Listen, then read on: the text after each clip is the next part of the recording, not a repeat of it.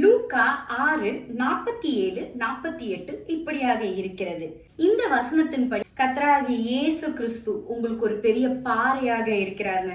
அவர் தான் உங்களுடைய அடித்தளமா இருப்பாரு.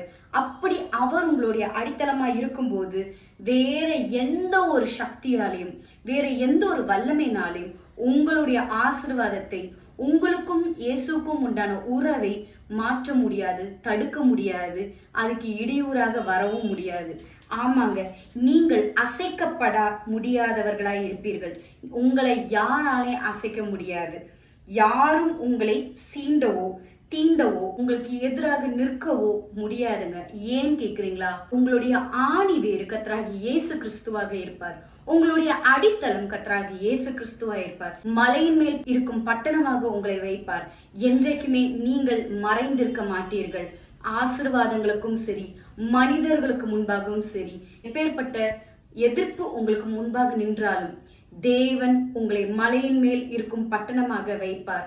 ஒரு காலம் நீங்கள் அழிந்து போக மாட்டீர்கள். ஒரு காலம் நீங்கள் அசைக்கப்படவும் மாட்டீர்கள். ஒரு காலம் உங்களை யாராலையும் தொட முடியாது.